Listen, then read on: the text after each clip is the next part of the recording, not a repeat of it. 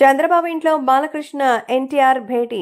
నారా చంద్రబాబు నాయుడు ఇంట్లో నందమూరి బాలకృష్ణతో ప్రత్యేకమైనటువంటి భేటీ అయినట్టుగా తెలుస్తోంది.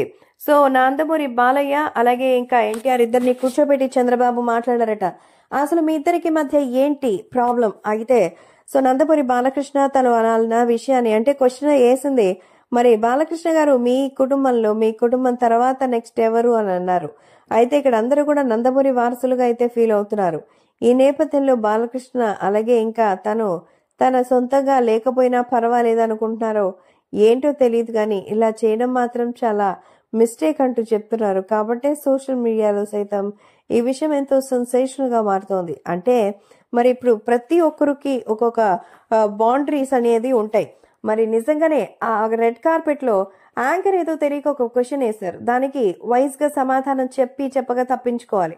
అంతేగాని నేను, నా తర్వాత నా కొడుకు, తర్వాత నా మనవడు, ఇంకెవరుంటారు, ఆ ఇంకెవరున్నారు అనేదే అక్కడ అభిమానుల్ని చాలా బాధ పెట్టే విషయం. ఇంకెవరు లేకుండా లేరు కదా. ఖచ్చితంగా కళ్యాణ్ రాము, ఎన్టీఆర్ అక్కడే ఉన్నారు, ఇండస్ట్రీలోనే ఉన్నారు. కాబట్టి వాళ్ళ పేర్లు కూడా చెప్తారని ఆశపడి ఈ నేపథ్యంలో చేసిన ప్రయత్నాలు కూడా ఫెయిల్ అయినట్టుగా తెలుస్తోంది.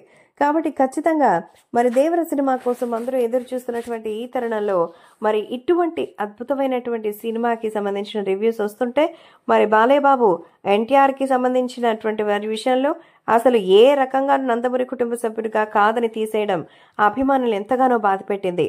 అందుకే చంద్రబాబు ఎన్టీఆర్ ని బాలయ్యని పిలిచి మాట్లాడారట.